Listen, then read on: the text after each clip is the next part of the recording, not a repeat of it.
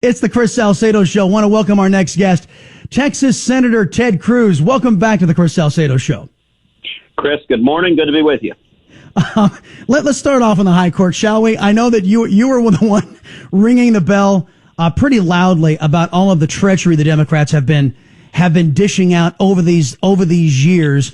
They were always the ones pushing the envelope, and it always seemed to be the Republicans just saying, no, we have to be statesmanlike. We have to exercise decorum. And finally, I think it reached critical mass, and a lot of we conservatives finally felt represented when the Democrats got a taste of their own medicine with the breaking of the filibuster and the nuclear option and putting Gorsuch on the court. What say you? Well, last week was a big deal. It was a major victory. It was a major victory for President Trump. It was a major victory for conservatives, and it was a major victory for the American people.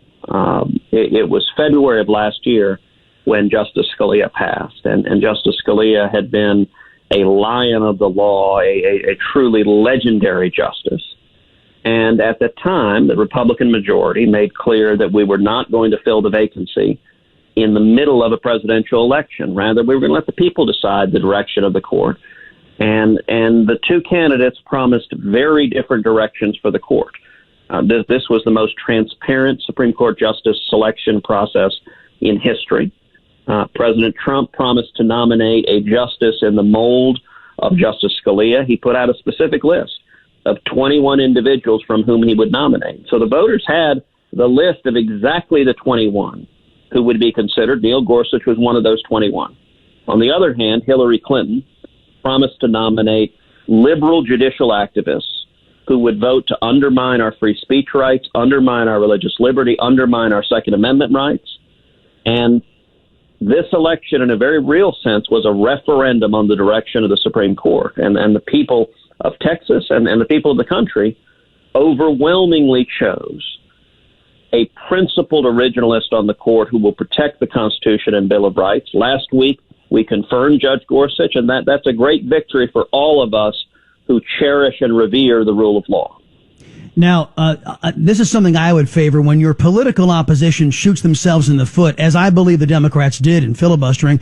I think it's incumbent on the other party to take full advantage of it. Would you recommend, if you have the president's ear on this, the next vacancy on the court be filled with another strict constructionalist, somebody who's a rock-ribbed conservative jurist in the vein of a Justice Scalia, and because the Democrats now at this point have nothing to say about it? Absolutely. And I think we're likely to see another vacancy potentially as soon as this summer. I think we'll see a vacancy either this summer or next summer. And, on one level, the Gorsuch seat was simply playing defense. We're not going to get a justice who's better than Justice Scalia. He was as good as it gets. And so nominating Justice Gorsuch, we could now hope is maintaining the status quo, keeping a strong conservative in that seat. The next vacancy, the odds are significant. It would change the balance on the court and have the potential for a significantly more conservative court. And if that's the case, we can fully anticipate that the Democrats will treat it like Armageddon. They will fire every weapon they have. And I think it is critical that President Trump keep his promise. When he made that promise, it wasn't just the Scalia seat. He said that every one of us Supreme Court justices would be in the mold of Justice Scalia. I expect him to keep that promise. All of us do, and I'm certainly going to work closely with the president and the administration to help them honor that promise for every vacancy that occurs.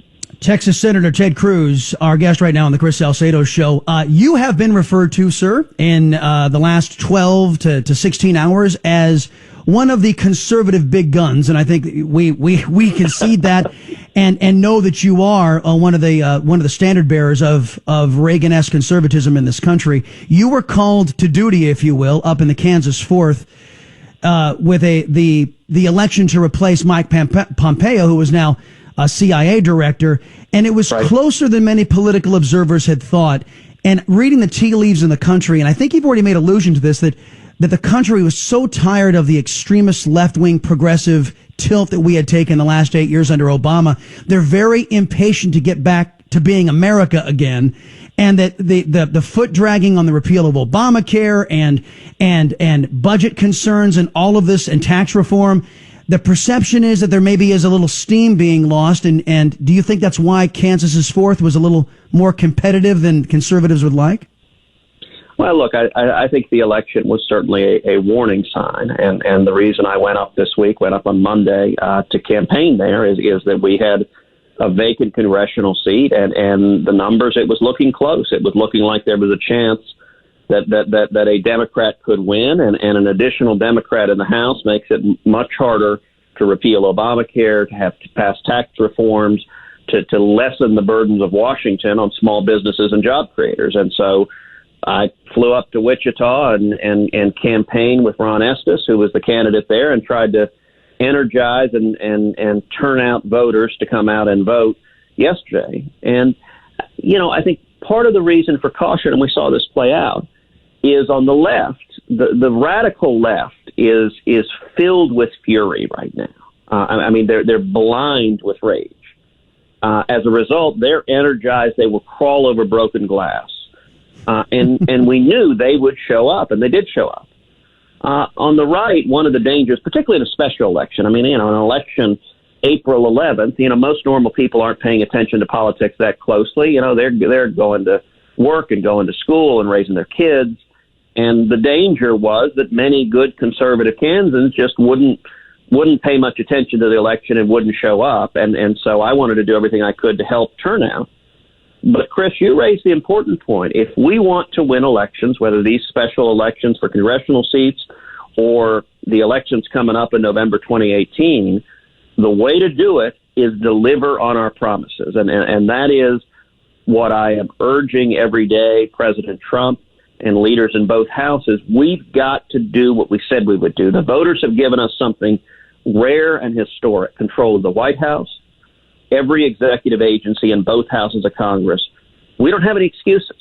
And so I am rolling up my sleeves and working night and day trying to bring Republicans together so that we can finally repeal the disaster that is Obamacare, so that we can do major tax reform, ideally a flat tax, and abolish the IRS. We can do an enormous amount of good if we come together and focus on common principles. And that's what I'm trying to do. Let me ask you to look into your crystal ball then. The Texas Senator Ted Cruz, our guest right now. If those big issues, you talked about tax reform, you talked about Obamacare, and I talked about earlier this morning the funding of the wall. There is something going on in the ether that certain Republicans are seeking to deny Donald Trump funding for the border wall and securing that southern border. If the Republican Party doesn't deliver on that, will that also be one of these issues that would threaten the Republican majority? Look, of course we need to deliver on that. And my message to my colleagues is very simple. Let's do what we said we would do. Let's behave in April the same way we said we would behave in November.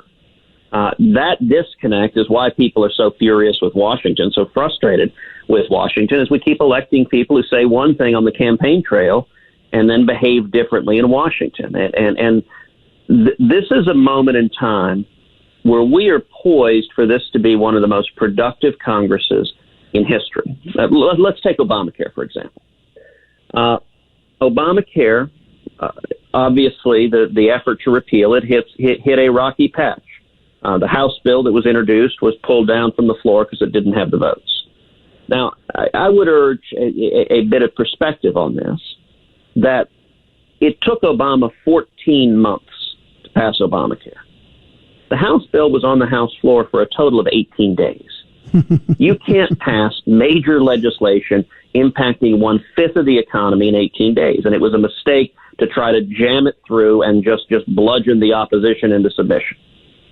I think what we need to do is come together and not only repeal Obamacare, but we need to get it right. We need to fix the problem.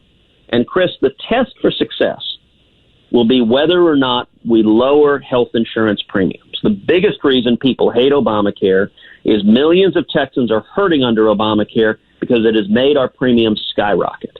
If we succeed, we will lower premiums. My biggest concern with the House bill that was introduced, it didn't do enough to lower premiums, but we can get that right, and I believe failure is not an option. I hope and believe we'll get there. I've got about 30 seconds, Senator. I just wanted to quickly address, there is a carrier group heading toward North Korea right now, a show of strength that we didn't see in the Obama era, and all of a sudden, President Xi Jinping says, hey, we're committed to peace. Isn't this a confirmation, if you will, of the axiom peace through strength? Well, it certainly may be. North Korea is probably the most dangerous place on earth right now. You've got an extremely unstable dictator, Kim Jong-un, with an arsenal of nuclear weapons. So we need to proceed cautiously. But if China is actually acting to rein in North Korea, that is a very good development. And you're right. I think dictators and bullies and tyrants respect strength and not weakness. Obama was weak, and that's why the bad guys on the earth ran all over him. Yep. Texas Senator Ted Cruz, sir, it's always an honor to speak with you, sir. Come back soon. Chris, thank you, my friend. And let me encourage your listeners, always come to tedcruz.org, tedcruz.org, tedcruz.org. Thank you, sir.